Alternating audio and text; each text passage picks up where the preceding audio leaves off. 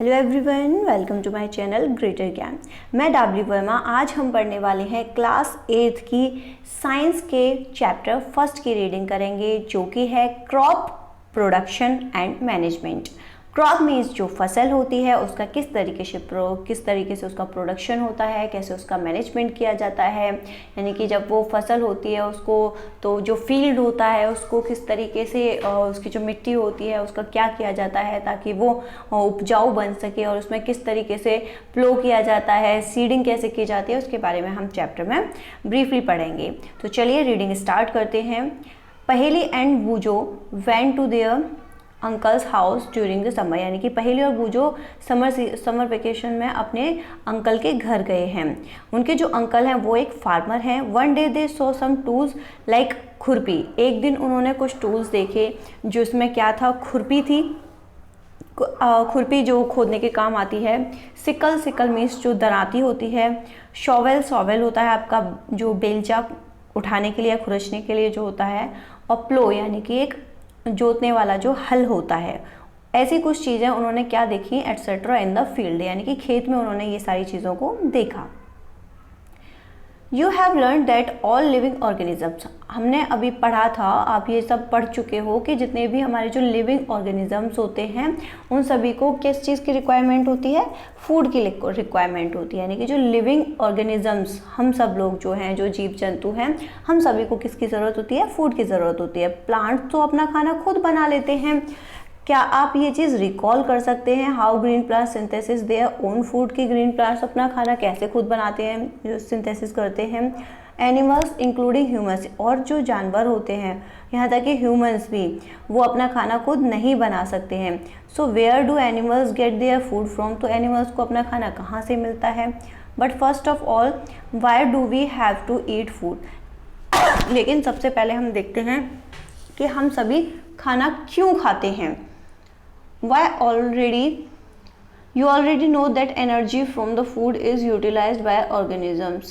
आपने ये पढ़ चुके हैं कि जो हमें एनर्जी मिलती है वो हमें फूड से मिलती है, जो क्या करती है, ऑर्गेनिजम्स को, for carrying out their various body functions, जो उनके बॉडी फंक्शंस को काम करते हैं हम, जिससे किसी भी काम को करने के लिए हमें एनर्जी मिलती है। एनर्जी किससे मिलती है, जो हम फूड खाते हैं उससे मिलती है, जो कि क्या करते हैं, उसके हमारी बॉडी में बहुत सारे फंक्शंस हैं, जो फंक्शंस क्या करते हैं, उस फूड को डाइजेस्ट करते हैं।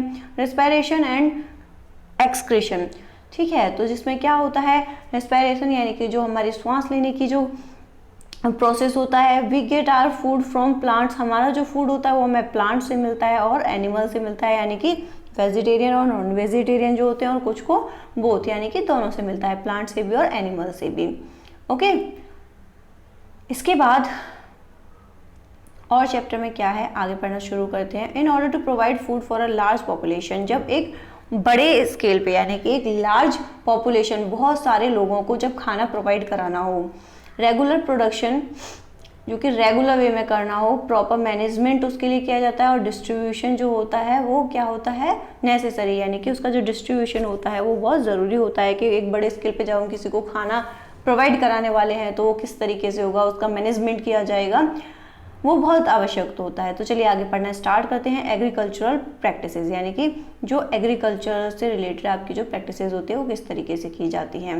Okay, when plants of the same kind are cultivated at one place, यानी कि जब एक तरीके के, सेम काइंड आर कल्टिवेटेड, एक तरीके के प्लांट्स जब बहुत बड़े, यानी कि एक बहुत बड़ी जगह पे, वन प्लेस, एक जगह पे बहुत बड़े स्केल में, एक लार्ज स्केल में जब कोई प्लांट सेम काइंड के, एक ही तरह के बहुत सारे प्लांट एक बहुत बड़ी जगह में लगाए जाते हैं, तो वो क्या कहलाते हैं, it is called a crop. तो वो क्रॉप कहलाती है, यानी कि फसल कहलाती है। For example, crop of wheat means that all the plants grow in a field are that of wheat. यानी कि एग्जाम्पल दिया हुआ है, जैसे कि गेहूं की खेती करते हैं, ओके, व्हीट की खेती की जाएगी, तो गेहूं की खेती क्या होती है, खेत में होती है। खेत क्या, जो कि काफ़ी बड़ी जगह में होते हैं, ठीक है। तो काफ़ी बड़ी जगह में जब बहुत सारी फसल एक साथ सिर्फ गेहूं की होगी तो वो क्या कहलाती है, वो क्रॉप कहलाती है, that is called a crop. तो ये आपका क्या होगा, एक तरीके से आपके लिए एक क्वेश्चन बन जाएगा जो कि इम्पॉर्टेंट है। When plants of the same kind are cultivated at one place on a large scale, it is called a crop. Okay, example आप इसको व्हीट दे सकते हैं। You already know that crops are of different types like cereals, vegetables and fruits. आप ये पढ़ चुके हैं कि जो क्रॉप होती है वो काफ़ी तरह की होती है, जिसमें क्या होता है सीरियल्स वाली होती है, जैसे कि आपके वीट, मेज़, ये सब होते हैं। वेजिटेबल्स की भी होती है यानी कि सब्जियों की, एंड फ्रूट्स और फलों की भी होती है। This can be classified on the basis of the season. ये सीज़न के अकॉर्डिंग क्लासिफाइड की जाती है। क्यों? क्योंकि बहुत सारे फ्रूट्स जो फसल होती है ये सीज़न के अकॉर्डिंग होती है कि समर में कौन सी फसल होगी या विंटर में कौन सी होती है, उसके according. India is a vast country. India क्या है? एक वास्ट कंट्री है, यानी कि एक बहुत बड़ा देश है। The climatic conditions like temperature, तो हमारे यहाँ पे क्या है, बहुत सारी क्लाइमेटिक कंडीशंस लगी रहती हैं, जैसे कि कंडीशंस पे डिपेंड करता है, जैसे कि क्लाइमेट चेंज होता है, क्लाइमेट के साथ क्या होगा, टेम्परेचर भी चेंज होगा, ह्यूमिडिटी भी होगी। एनवायरनमेंट में रेनफॉल होती है यानी कि बारिश होती है, vary from one region to another. जो रेनफॉल होती है वो क्या होती है, वेरी करती है। वेरी मतलब अलग अलग होती है एक रीजन से दूसरे रीजन में। Accordingly there is a rich, उसके अकॉर्डिंग जब हम देखते हैं कि क्या है, rich variety of crop grown in different parts of the country. तो सभी जगह पे क्या होती है, अलग अलग तरह की जो फसल होती है वो एक बड़े अमाउंट में क्रॉप की जाती है, ठीक है। Despite the diversity two broad cropping patterns can be identified, these are. अब हम इसके बारे में देखेंगे कि जो कुछ फसल है उसके बारे में बताया गया है जो कि सीजन के अकॉर्डिंग होती है, जिसमें कि सबसे पहले हम पढ़ेंगे खरीफ की क्रॉप फसल के बारे में। खरीफ क्रॉप्स क्या होती है? The crops which are sown in the rainy season, यानी कि ये जो खरीफ की फसल होती है ये कब होती है, ये रेनी सीजन में होती है, are called kharif crops. Kharif crops की आपको डेफिनेशन मिल गई है यहाँ से यहाँ तक। The rainy season in India, यानी कि जब इंडिया में क्या होता है, रेनी सीजन होता है, इस जनवरी फ्रॉम, यानी कि वो कब से होता है, जून टू सितंबर तक जो फसल होती है वो खरीफ क्रॉप कहलाती है, ठीक है। ये इंपॉर्टेंट है, आपको याद करना है। खरीफ की जो फसल होती है, खरीफ क्रॉप कब होती है, जून टू सितंबर के बीच में। इसके एग्जाम्पल लर्न कर सकते हैं, पैडी यानी कि जो आपके राइस होते हैं, मेज़ यानी कि मक्का, soybean, groundnuts and cotton are kharif crops. ये कुछ खरीफ क्रॉप्स के एग्जाम्पल आपको दिए गए हैं। उसके बाद रबी क्रॉप पढ़ेंगे। रबी क्रॉप जो होती है कब होती है, विंटर सीजन में होती है, अक्टूबर टू मार्च के मंथ में होती है। इनको राबी क्रॉप्स बोला जाता है। इसके अगर हम कुछ एग्जाम्पल्स की बात करें तो राबी क्रॉप्स के जो एग्जाम्पल हैं वो है वीट यानी कि गेहूँ, ग्राम, पी, मस्टर्ड एंड लिनसीड। ये राबी क्रॉप्स के एग्जाम्पल है। राबी क्रॉप्स में से क्वेश्चन बने तो क्या हो सकता है कि जो राबी क्रॉप्स होती हैं grown in the winter season October to March. Beside these pulses and vegetables are grown during summer at many places, यानी कि ये सारी जो पल्सेस होते हैं, वेजिटेबल्स होते हैं, ये समर सीजन में बहुत अलग अलग जगहों पे किए जाते हैं। Basic practices of crop production, यानी कि क्रॉप प्रोडक्शन कैसे होता है उसके बारे में कुछ बेसिक चीज़ें पढ़ते हैं। Cultivation of crops involve several activities undertaken by farmers over a period of time, यानी कि जो कल्टिवेशन होता है ना उसकी बहुत सारी चीज़ें, यानी कि जब जुताई का काम शुरू होता है खेत में, जोतना स्टार्ट करते हैं जब उसको एक फील्ड को, तो उसमें क्या क्या चीज़ें होती है, उसमें सेवरल यानी कि बहुत सारी एक्टिविटीज़ की जाती हैं फार्मर्स के द्वारा, यानी कि किसानों के द्वारा। You may find that these activities are similar to those carried out by a gardener, यानी कि ये जो एक्टिविटीज़ होती है ना फार्मर की, आप देखेंगे कि ये जो एक्टिविटीज़ होती है वो सिमिलर होती हैं किससे, जैसे कि आपने कभी किसी गार्डनर को देखा हो जब वो अपने गार्डन में काम कर रहा होता है, ठीक है। दीज एक्टिविटीज़ और टास्क आर रेफर्ड, ये जो एक्टिविटीज़ होती हैं और जो इनके द्वारा किए जाने वाले टास्क होते हैं ये रेफर करते हैं किस चीज़ को, इसके बारे में भी पढ़ेंगे। To as agriculture practices which are listed below, यानी कि कुछ एग्रीकल्चर जो प्रैक्टिस होती हैं जिसके नीचे लिस्ट बनाई गई है, जैसे कि preparation of soil.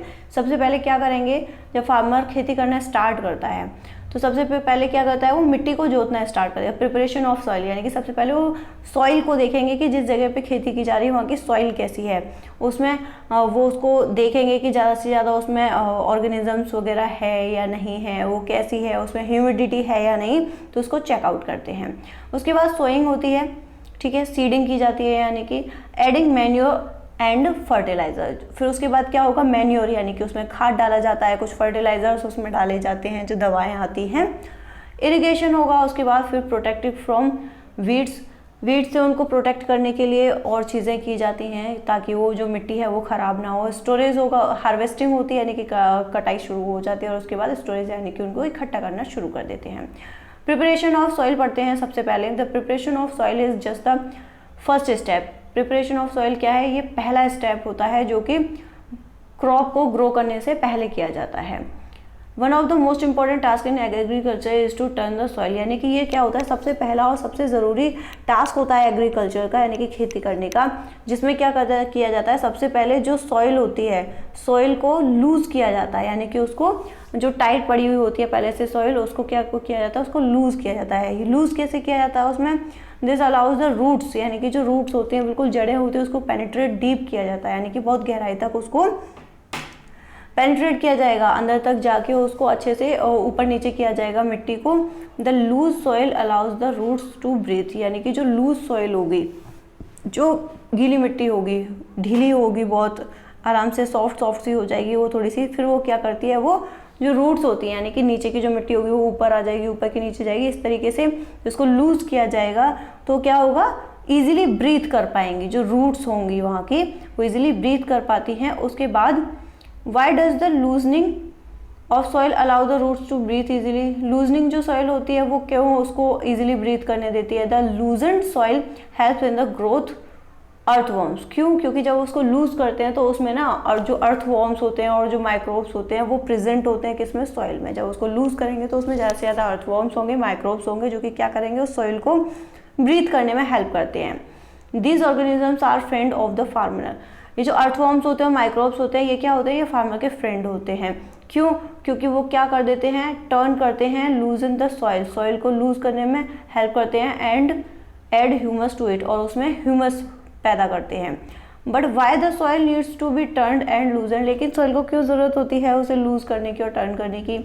You have learned in the previous class, आप प्रीवियस क्लास में आप पढ़ चुके हैं, that soil contains minerals water, हमने पढ़ा था कि सॉइल जो होती है उसमें क्या होते हैं, वो काफ़ी चीज़ों को कंटेन की हुई होती है, जैसे कि मिनरल्स होते हैं, उसमें बहुत सारे वाटर होता है, एयर होती है, and some living organisms in addition, dead plants and animals, यानी कि जो डिकम्पोज होते हैं, सड़े गले जो चीज़ें होती है वो भी क्या होती है, हमारी सॉइल में प्रेजेंट होती हैं। इन दिस वे, अगर हम इस तरीके से देखें तो various nutrients in the dead organisms, यानी कि जो डेड ऑर्गेनिजम्स में बहुत सारे न्यूट्रिएंट्स होते हैं वो क्या करते हैं, रिलीज करते हैं back into the soil, soil में।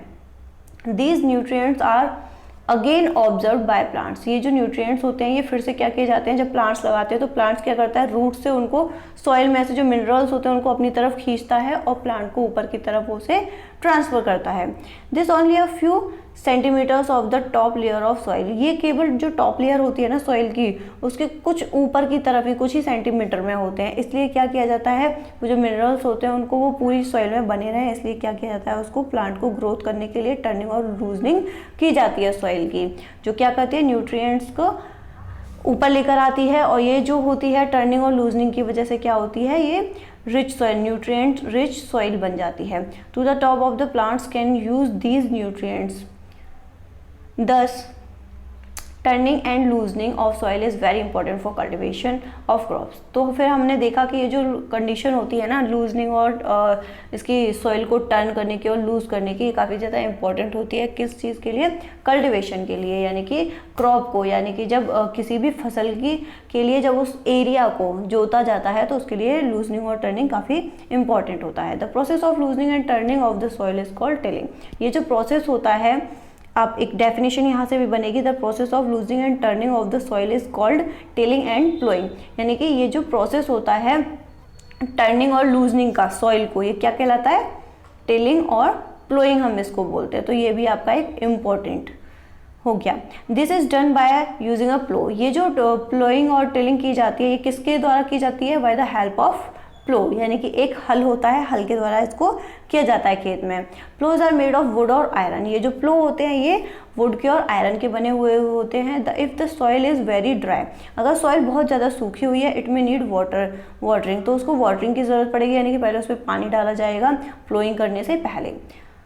The प्लोड field may have big clumps, जो प्लॉट जो फील्ड होता है उसमें क्या होता है, हो सकता है कि उसमें बहुत सारे क्लम्प्स पड़े हुए हों। क्लम्प्स क्या होते हैं, यानी कि मिट्टी के बहुत सारे गुच्छे जैसे बने हुए हों उसमें, जो क्या कहलाता है, क्लम्प्स ऑफ सॉइल कॉल्ड क्रम्प्स बोलते हैं उसको। क्रम्प्स यानी कि जब टुकड़ों में बहुत ज़्यादा गांठे गांठे सी पड़ जाती है ना, उसके लिए। It is necessary to break these crumbs, ये बहुत ज़रूरी होता है कि जो क्रम्प्स यानी कि जो गांठें और जो टाइट हो चुकी होती है मिट्टी उसको ब्रेक किया जाए, यानी और उसके बाद क्या होता है, उसको levelling the field is beneficial for showing sowing as well as for irrigation, यानी कि लेबलिंग जो की जाती है, मिट्टी को सॉफ्ट किया जाता है, पूरी को लूज छोड़ दिया जाता है, वो बहुत इंपॉर्टेंट होती है। किस लिए? सोइंग, यानी कि जब फसल के लिए बीज डाले जाते हैं उससे पहले उसको लेबलिंग करना बहुत इंपॉर्टेंट होता है सॉइल को। इसको किससे लेवल किया जाता है? इसको लेवलर की हेल्प से उसको लेवल किया जाता है। Sometimes manure is added to the soil, कभी कभी क्या होता है जो सॉइल होती है उसमें मैन्योर ऐड करना बहुत इंपॉर्टेंट होता है। मैन्योर क्या होते हैं? यानी कि खाद डालना। जब उसको अच्छे से लूजनिंग और टाइटनिंग हो जाती है, सॉइल को लूज कर देते हैं, उसके बाद क्या होता है उसमें खाद डाली जाती है। This helps to in proper, यानी कि ये आपकी मदद करती है किस चीज़ में? Proper mixing of manure with soil. The soil is moisten before sowing.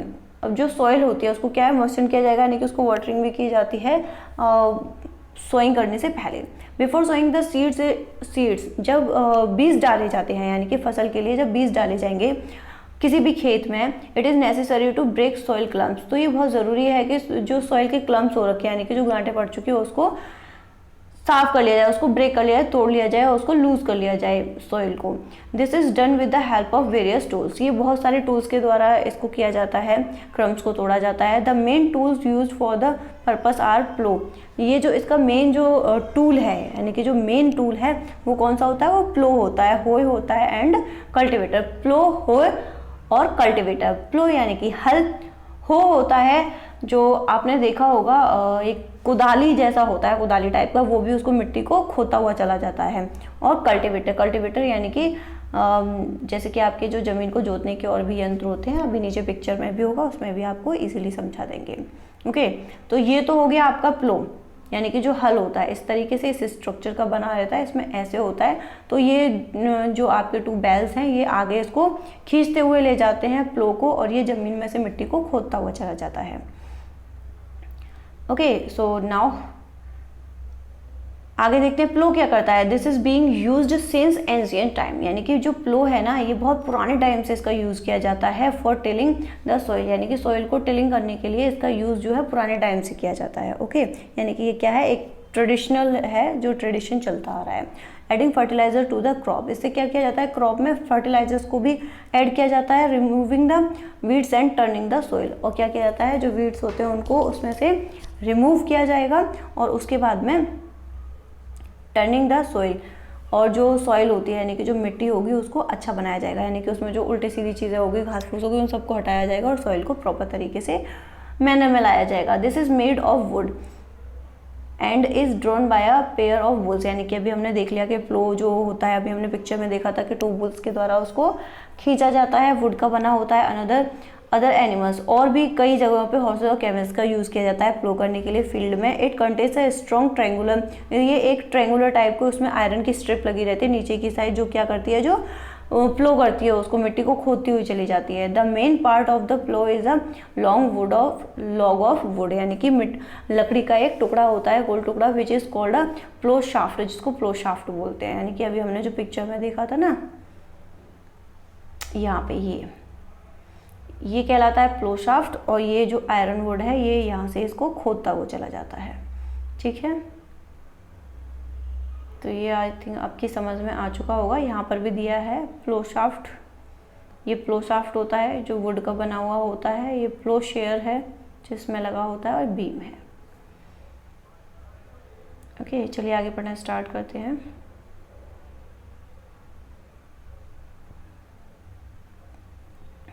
हो क्या होता है?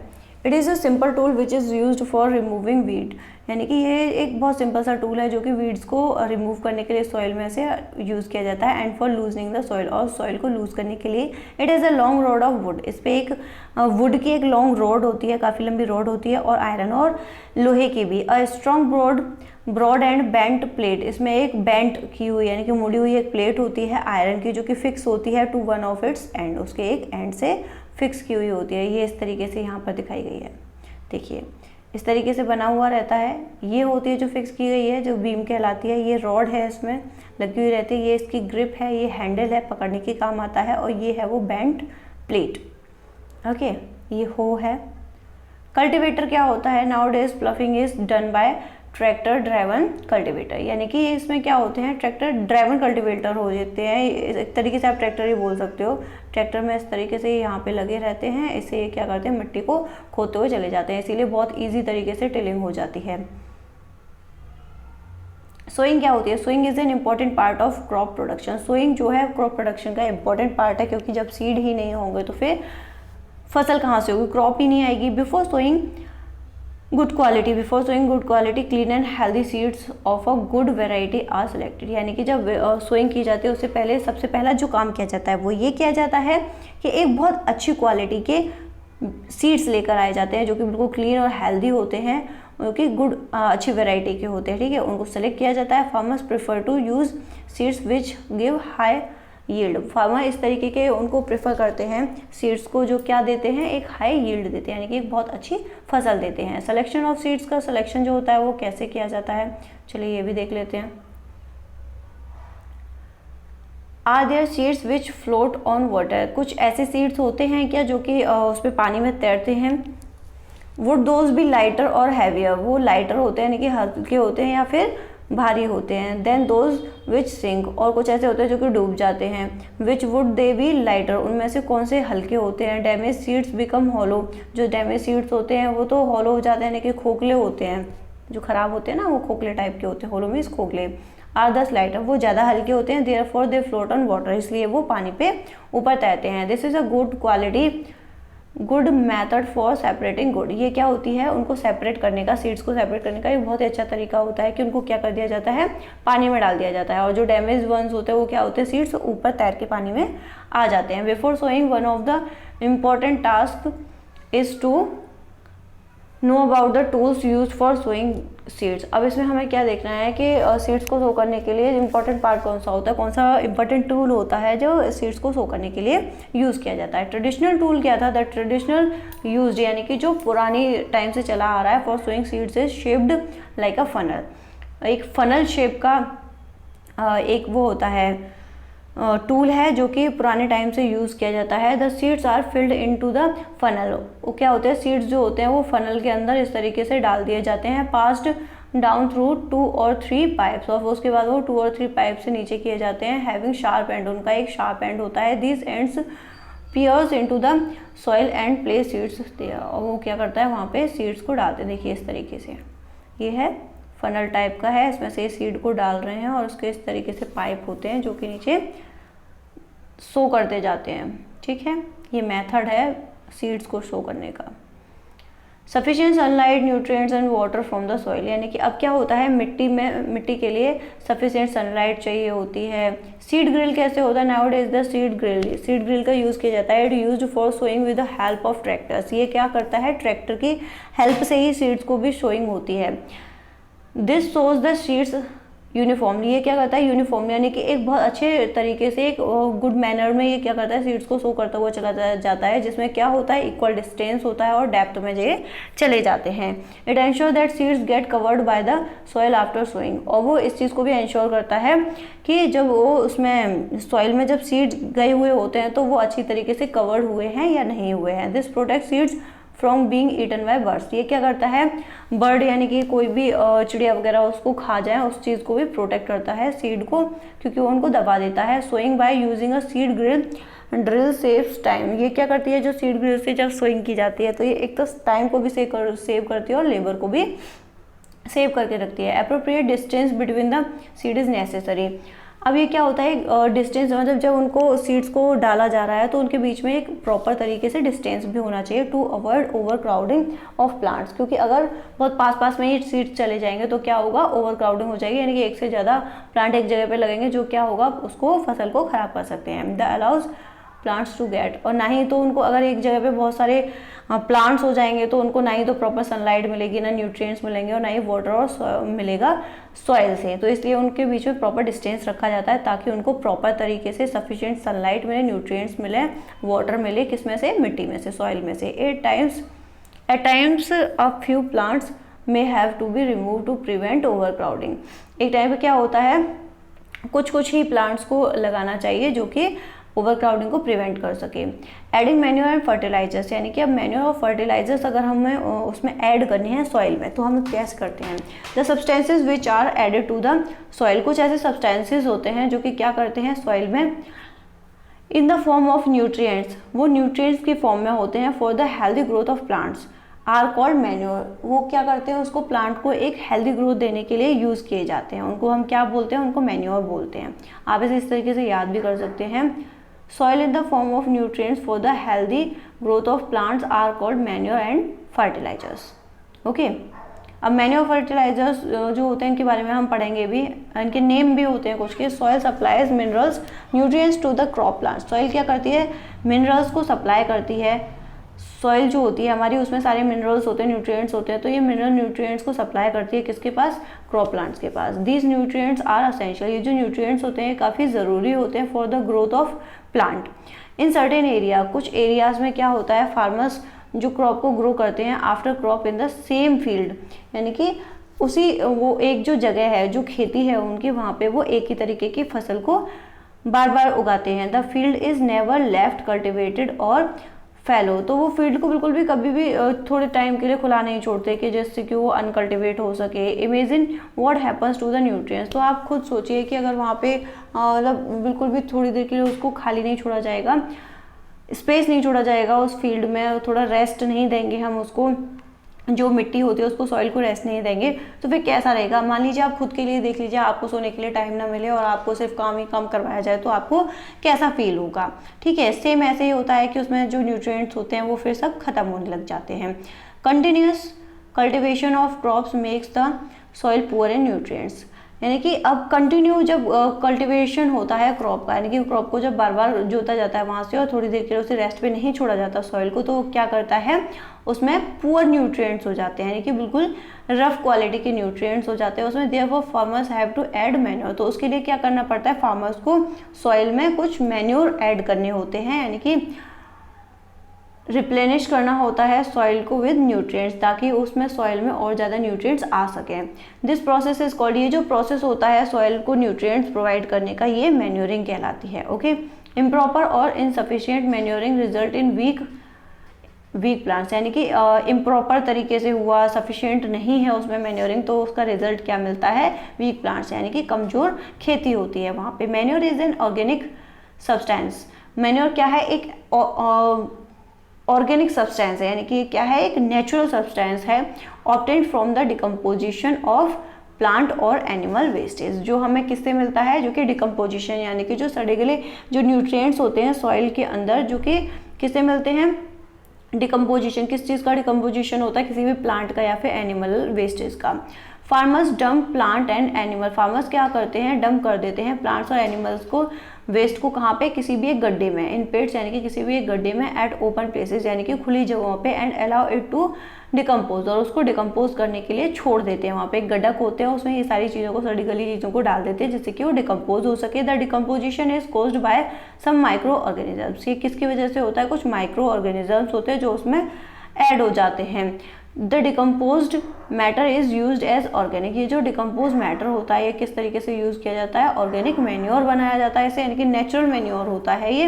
You have already learn about vermi composting in class 6, आपने क्लास 6 में पढ़ा था वर्मी कंपोस्टिंग के बारे में। चलिए उसके बारे में और देख लेते हैं कि ये क्या होता है। प्रिपरेशन ऑफ द एक्सपेरिमेंट, यहाँ पे एक्सपेरिमेंट की प्रिपरेशन की जा रही है। ABC growing seeding with manure और फर्टिलाइजर्स, इसमें क्या कुछ मैन्योर फर्टिलाइजर्स डाल के उन्होंने ग्रो कर रहे हैं। Did plants in the all glasses grow at the same time, क्या सेम टाइम पर ग्रो होंगे। विच ग्लास शोड, इनमें से कौन सा ग्लास है जो कि क्या दिखा रहा है, बेटर ग्रोथ ऑफ प्लांट्स, कि किसमें सबसे अच्छी बेटर ग्रोथ हुई है, जिसमें सबसे ज़्यादा है उसकी बेटर ग्रोथ हुई है। In which glass was the fourth, in which glass was the growth faster, किस ग्लास में सबसे ज़्यादा तेज ग्रोथ हुई है। Fertilisers are chemicals which are rich in, यानी कि जो फर्टिलाइजर्स होते हैं ना जो मार्केट से लेकर आते हैं वो केमिकल बेस्ड होते हैं, उनमें क्या होता है, काफ़ी ज़्यादा रिच होते हैं पर्टिकुलर न्यूट्रिएंट्स, उसमें बहुत सारे न्यूट्रिएंट्स होते हैं। How are they different from manure, वो मैन्योर से कैसे डिफरेंट होते हैं। देखिए मैन्योर जो होता है वो खाद वगैरह जो हम डालते हैं वो एक हमारे पास क्या है, नेचुरल सब्सटेंस है, ओके, जबकि ये जो केमिकल वाला होता है ये नेचुरल नहीं है। Fertilisers are produced in factories. ये जो फर्टिलाइजर्स होते हैं फैक्ट्रीज में प्रोड्यूस किए जाते हैं। सम एग्जांपल्स ऑफ फर्टिलाइजर्स के एग्जांपल देख लेते हैं, जैसे कि आप इनके एग्जांपल्स को भी लर्न कर सकते हैं, आपके एग्जाम में के लिए भी इंपॉर्टेंट है, जैसे कि urea, ammonium sulphate, super sulphate, potash और एनपीके यानी कि नाइट्रोजन, फॉस्फोरस और पोटेशियम। इसमें से कोई भी 2 लर्न कर लीजिए, जैसे कि यूरिया और पोटाश, आप इनको याद कर सकते हैं। The use of fertilisers has helped farmers. ये जो फर्टिलाइजर्स होते हैं ना, ये फार्मर की हेल्प करते हैं किस तरीके से, get better yield of crops such as wheat. इनकी वजह से क्या होता है, फर्टिलाइजर्स को ऐड करने से जो क्रॉप होती है ना, काफ़ी अच्छी क्वालिटी की क्रॉप मिलती है, जैसे कि जो वीट होते हैं, गेहूं होते हैं, पैडी होते हैं, चावल होते हैं, मेज़, मक्का, ये सब बहुत ही अच्छी क्वालिटी की मिलती है। But excessive use of fertiliser, लेकिन जो एक्सेसिव यूज़ ऑफ फर्टिलाइजर होता है, जब बहुत ज़्यादा उसको यूज़ कर लिया जाता है तो वो क्या करता है, सॉइल को लेस फर्टिलाइज कर देता है, यानी कि कम उपजाऊ कर देता है उसको, फिर उस पर इतनी अच्छी तरीके से उपजाऊ खेती नहीं हो पाती है। Fertilizers have also become a source of water pollution. Water जो फर्टिलाइजर्स होते हैं ना, उसकी वजह से क्या होता है, वो केमिकल वेस्ड होते हैं, तो उनकी वजह से वाटर पॉल्यूशन भी होता है।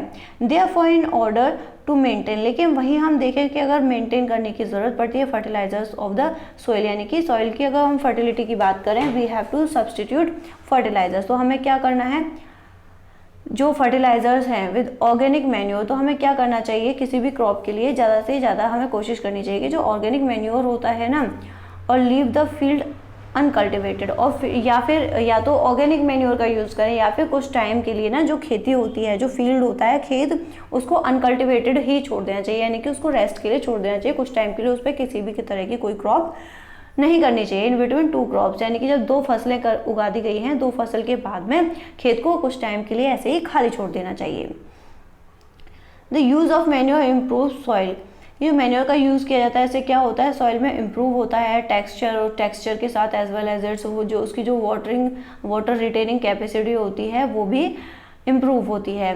It replenishes the soil with nutrients, और क्या करती है, जब वो खाली पड़ा रहेगा कुछ टाइम के लिए, तो जो सॉइल होगी उसमें काफ़ी सारे न्यूट्रिएंट्स भी आएंगे। Another method of replenishing the soil with nutrient is through crop rotation. और जो दूसरी इसकी चीज़ है, यानी कि हम दूसरा जो मेथड है रिप्लेनिशिंग करने का उसको सॉइल को, वो क्या है, उसको हम क्रॉप रोटेशन के थ्रू भी कर सकते हैं। This can be done by growing different crops. इसमें क्या होता है, डिफरेंट क्रॉप कर दी जाती है अल्टरनेटली, यानी कि अल्टरनेट वे पे अलग अलग तरीके की क्रॉप हम अपने खेत में कर सकते हैं। Earlier farmers in northern India, जो नॉर्थन इंडिया है उसमें पहले लोग क्या करते थे, use to grow legumes as fodder in one season. वो क्या करते थे, एक सीजन में लेग्यूम्स, यानी कि जो दालें होती है ना, फलियां टाइप की जो खेती होती है, तो वो क्या करते थे, उसको एक टाइम में, एक सीजन में, तो उन्होंने लेग्यूम्स को किया, यानी कि जो फलियां दालें वगैरह होती है उस खेती को किया 1 सीजन में, and wheat in the next season, और दूसरे सीजन में वो वहाँ पे वीट की फसल करते थे, यानी कि दोनों बार में वो अपनी जो उनकी क्रॉप होती थी उसको चेंज कर लेते थे। This helped in the replenishment of the soil with nitrogen. ये क्या करते थे, ये हेल्प करता था, किस चीज़ में हेल्प करता था, रिप्लेसमेंट होता था सॉइल में किसका, नाइट्रोजन का। ओके, सॉइल में नाइट्रोजन का रिप्लेसमेंट होता था। इसके बाद farmers are begin encourage to adopt this. उसके बाद फार्मर ने क्या कर दिया, ये जो प्रैक्टिस थी ना, इसको एनकरेज किया। In the previous classes you have learned about, आपने पहले पढ़ा था राइजोबियम बैक्टीरिया के बारे में, अभी हमने पहले पढ़ा था पहले की क्लास में। These are present in the nodules, ये नोड्यूल्स में प्रेजेंट होते हैं, और फ्रूट्स किस में, रूट्स में। जो लेग्यूमिनियस प्लांट्स होते हैं ना, ये उनके रूट्स में प्रेजेंट होते हैं। दे फिक्स एटमॉस्फेरिक नाइट्रोजन, और इनमें नाइट्रोजन जो एटमॉस्फेयर में जो नाइट्रोजन होती है वो भी इनमें प्रेजेंट रहती है। अब यहाँ पे आपको आगे दिया गया है difference between fertilizer and manure, यानी कि मैन्यूर में और फर्टिलाइजर्स में क्या डिफरेंट होता है। तो डिफरेंस काफ़ी बड़ी हो गई है, आपकी हाफ एन आवर की वीडियो बन चुकी है, तो ये इससे आगे का जो चैप्टर है आपका, रेस्ट चैप्टर जो बचा है, और ये काफ़ी इंपॉर्टेंट है, difference between fertilizers and manure. तो इसके लिए हम एक नेक्स्ट वीडियो बनाएंगे जो कि इसका पार्ट 2 होगा।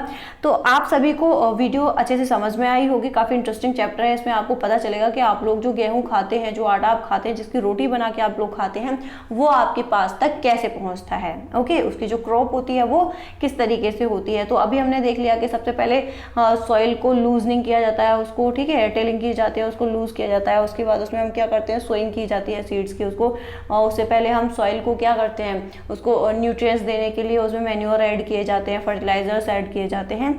तो नेक्स्ट वीडियो में हम डिफरेंस पढ़ने वाले हैं कि फर्टिलाइजर्स और मैन्योर में क्या डिफरेंस होता है। ओके, सो काफ़ी इंपॉर्टेंट वीडियो है आपके लिए और आई थिंक बहुत अच्छे से समझ में आई होगी क्रॉप प्रोडक्शन एंड मैनेजमेंट। तो चलिए मिलते हैं नेक्स्ट वीडियो में इसके पार्ट 2 में। Thanks for watching my video, have a great day, God bless you all.